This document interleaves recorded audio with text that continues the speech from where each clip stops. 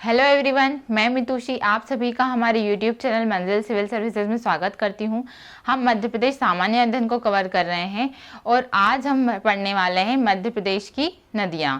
मध्य प्रदेश की नदियां एक महत्वपूर्ण टॉपिक है जिससे रिलेटेड क्वेश्चंस एग्जाम में आते ही है और एमपीपीएससी प्रीलिम्स में तो इसके क्वेश्चन आपको प्रतिवर्ष देखने को मिलते ही है।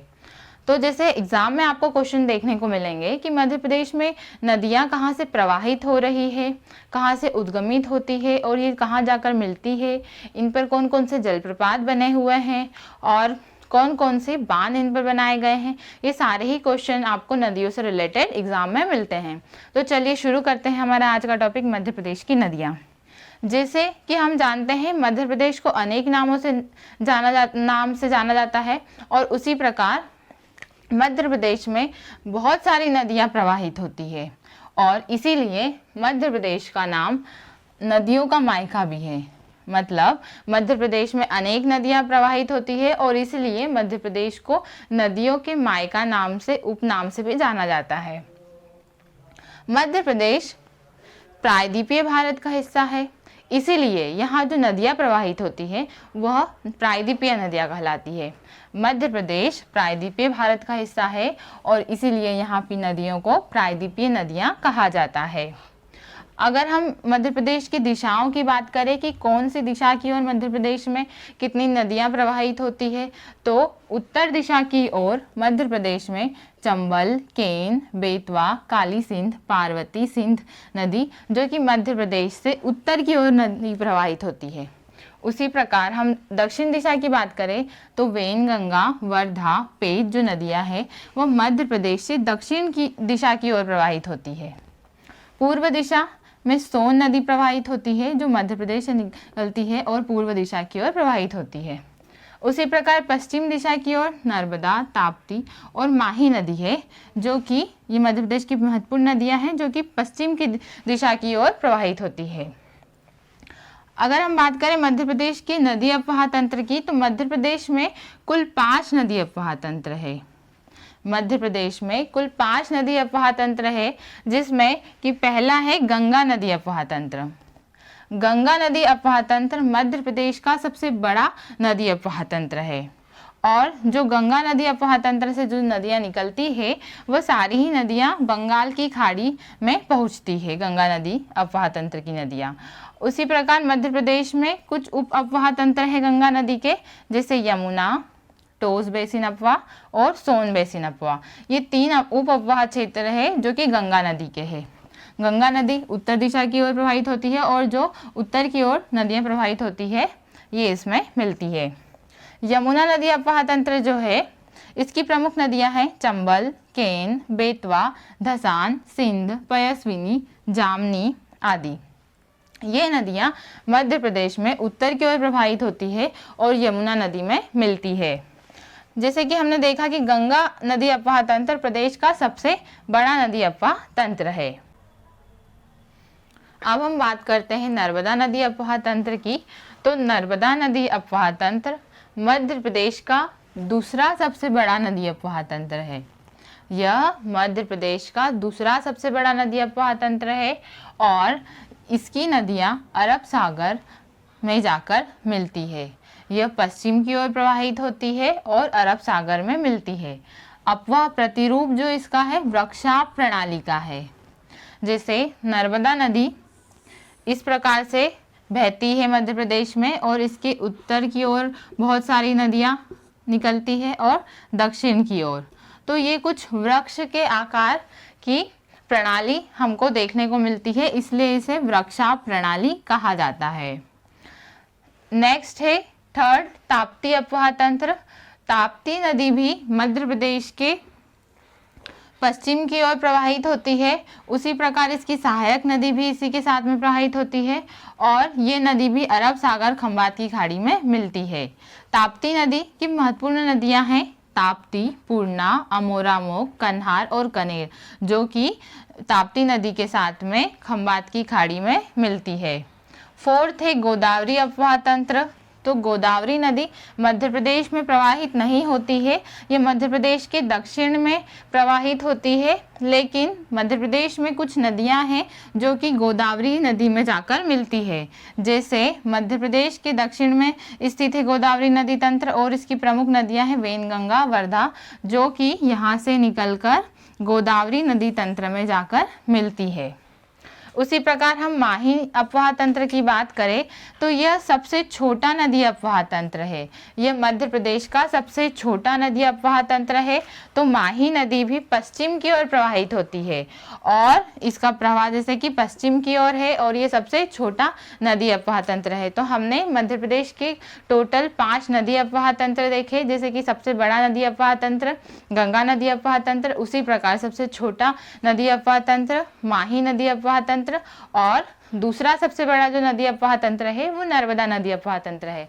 अब हम मध्य प्रदेश की महत्वपूर्ण नदियों को विस्तार से जान लेते हैं। इसमें हम सबसे पहले नर्मदा नदी के बारे में पढ़ते हैं। नर्मदा नदी जो कि मध्य प्रदेश की सबसे महत्वपूर्ण नदी है और यह मध्य प्रदेश की सबसे बड़ी नदी है। साथ ही साथ यह भारत की 5वीं बड़ी नदी है और प्रायद्वीपीय भारत की इसे तीसरी सबसे बड़ी नदी माना जाता है। जैसे कि हम देखते हैं यह मध्य प्रदेश की सबसे बड़ी नदी है, प्रायद्वीपीय भारत की तीसरी बड़ी नदी है और भारत की यह 5वीं बड़ी नदी है। नर्मदा नदी को अन्य नामों से भी जाना जाता है, जैसे कि भूगोलविद टालमी द्वारा इसे कहा गया है नामोदास। उसी प्रकार शतपथ ब्राह्मण में नर्मदा नदी को रेवा कहा गया है। अन्य नाम मेकल सुता और सोमा देवी भी नर्मदा नदी को कहा जाता है। अगर हम मध्य प्रदेश में नर्मदा नदी के उद्गम की बात करें तो नर्मदा नदी अनूपपुर जिले के अमरकंटक से निकलती है। यह मेकाल पर्वत श्रेणी की अमरकंटक पहाड़ी पर स्थित नर्मदा कुंड है, वहां से नर्मदा नदी का उद्गम होता है। और जब यह बहते हुए महाराष्ट्र से होकर गुजरात पहुंचती है तो यह भड़ोच में खंबात की खाड़ी में मिल जाती है। और नर्मदा नदी की अगर कुल लंबाई की बात करें तो 1312 किलोमीटर इसकी टोटल लंबाई है। अगर मध्य प्रदेश में नर्मदा नदी की बात करें तो यह 1077 किलोमीटर बहती है मध्य प्रदेश में। कुल लंबाई नर्मदा नदी की है 1312 किलोमीटर और मध्य प्रदेश में नर्मदा नदी की लंबाई है 1077 किलोमीटर। ये आपको अच्छे से याद रखना है। अगर हम एरिया की बात करें तो मध्य प्रदेश में इसका टोटल एरिया है 89.9%, महाराष्ट्र में ये बहती है 2.7% और गुजरात में यह बहती है 8.5% हिस्से में। तो हमने देखा कि मध्य प्रदेश में इसका हिस्सा है 89.9%, महाराष्ट्र में 2.7% और गुजरात में 8.5%। नर्मदा नदी की कुल लंबाई है 1312 किलोमीटर और मध्य प्रदेश में इसकी लंबाई है 1077 किलोमीटर और इसका उद्गम होता है मेकाल पर्वत श्रेणी की अमरकंटक पहाड़ी से, जो अनूपपुर जिले के अमरकंटक में स्थित है। अगर हम देखें कि नर्मदा नदी का प्रवाह कितने राज्यों में होता है तो हमने देखा है कि मध्य प्रदेश, महाराष्ट्र और गुजरात में यह नदी बहती है। भारत के 3 राज्यों में नर्मदा नदी बहती है। उसी प्रकार नर्मदा नदी की कुछ सहायक नदियां हैं। टोटल 41 सहायक नदियां हैं नर्मदा नदी की, 22 बाएं और 19 दाएं। टोटल 41 नदियां हैं नर्मदा नदी की सहायक नदियां और जो कि 22 बाएं और 19 दाएं। कुछ है प्रमुख कुंदी, शेर, हिरन, दूधी, हथनी, तिंदोनी, चंद्रकेसर, गंजाल, बंजर, शक्कर, तवा, छोटी तवा, बारना, ऊटी और मान। तवा नदी जो है वह सबसे बड़ी सहायक नदी है नर्मदा नदी की। तवा नदी नर्मदा नदी की सबसे बड़ी सहायक नदी है। एग्जाम में क्वेश्चन आता है कि नर्मदा नदी की सहायक नदियां कौन कौन सी है, तो आपको नर्मदा नदी की सहायक नदियों के नाम अच्छे से याद रखना है। और तवा नदी जो कि सबसे बड़ी सहायक नदी है नर्मदा नदी की। अब हम बात करते हैं कि नर्मदा नदी पर कौन कौन से जलप्रपात स्थित है। तो नर्मदा नदी पर अनूपपुर में जलप्रपात स्थित है कपिलधारा। उसी प्रकार अगर आगे जाएं तो दुग्धधारा शहडोल जिले में, बेड़ा घाट जबलपुर में, मांधाता जलप्रपात और दर्दी, ये दो है जो कि खंडवा जिले में स्थित है। खरगोन में सहस्त्रधारा जलप्रपात स्थित है और गुजरात में भी जलप्रपात है, इसका नाम है जारवानी जलप्रपात। तो हमने देखा कि अनूपपुर में कपिलधारा जलप्रपात स्थित है, शहडोल में दुग्धधारा जलप्रपात, जबलपुर में भेड़ाघाट जलप्रपात, खंडवा में दो जलप्रपात हैं मांधाता और दर्दी, खरगोन में है सहस्त्रधारा जलप्रपात और गुजरात में इस पर बना है जारवानी जलप्रपात। तो इस प्रकार हमने प्रमुख जलप्रपात नर्मदा नदी पर देखे हैं। इससे रिलेटेड भी क्वेश्चंस आपको देखने को मिलेंगे कि नर्मदा नदी पर कौन कौन से जलप्रपात स्थित है। उसी प्रकार अगर हम देखें कि नर्मदा नदी है जो कि एस्चुरी का निर्माण करती है, तो नर्मदा नदी के उत्तर में देखा जाए तो विंध्याचल पर्वतमाला है और दक्षिण में सतपुड़ा मेकाल श्रेणी स्थित है और इसी की वजह से बीच में भ्रंश घाटी है जिसमें कि नर्मदा नदी प्रवाहित होती है और उसी के कारण यह एस्चुरी का निर्माण करती है। ये अभी आपको याद रखना है। नर्मदा नदी पर कुछ प्रमुख नदी घाटी परियोजना भी है, जैसे कि हम देखते हैं जबलपुर में बरगी नदी घाटी परियोजना है, उसी प्रकार खंडवा में ओंकारेश्वर परियोजना के साथ में इंदिरा सरोवर परियोजना है और महेश्वर में महेश्वर परियोजना है।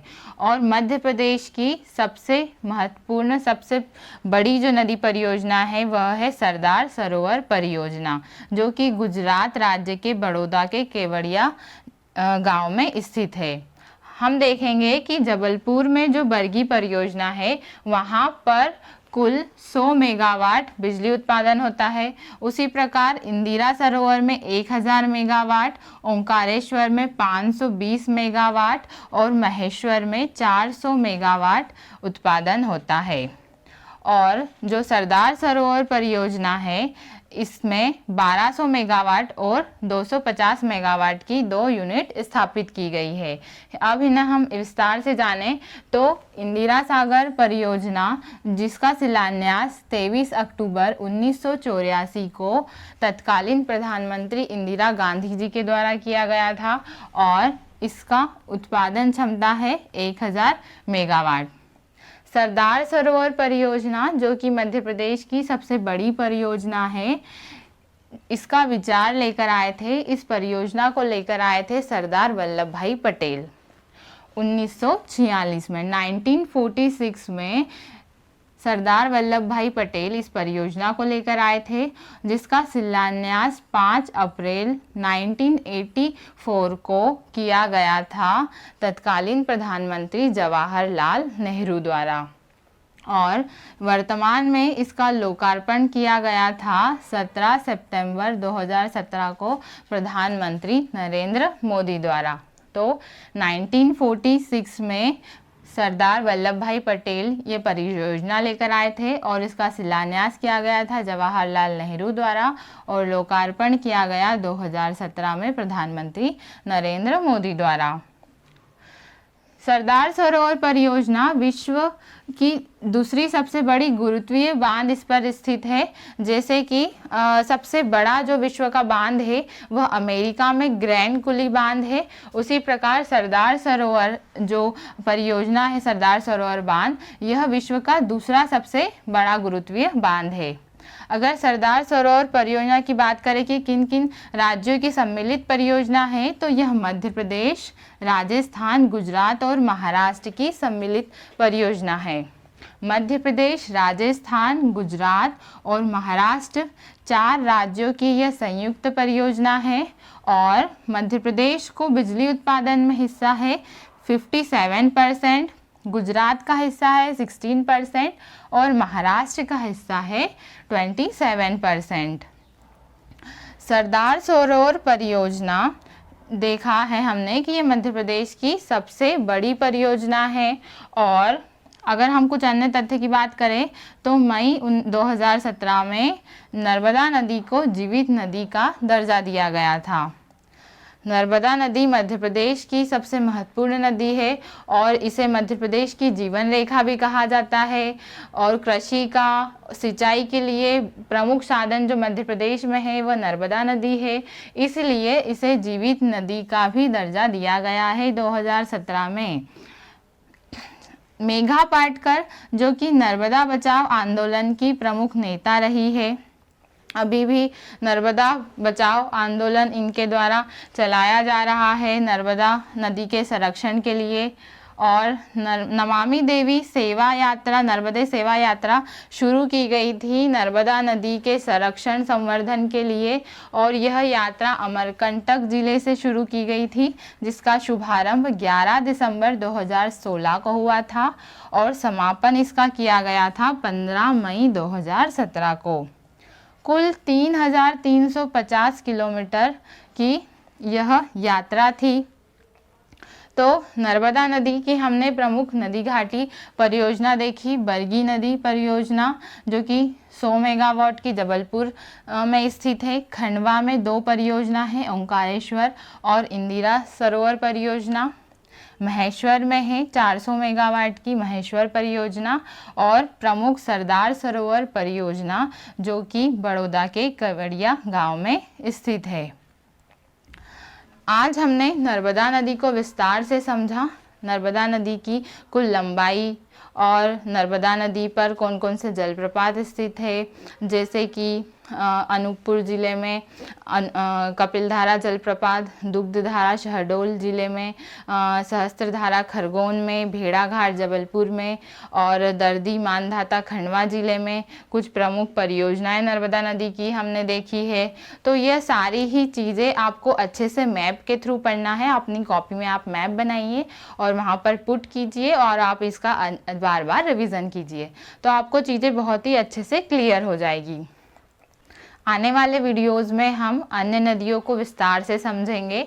अगर आपने हमारे चैनल को लाइक एंड सब्सक्राइब नहीं किया है तो आप अभी कर दीजिए और आप हमारे पुराने वीडियोस भी देख सकते हैं स्क्रीन पर दिख रही प्लेलिस्ट पर जाकर। और आप हमारे टेलीग्राम चैनल को भी ज्वाइन कर सकते हैं जिसकी लिंक हमने डिस्क्रिप्शन में दे रखी है। मिलते हैं नेक्स्ट वीडियो में। धन्यवाद।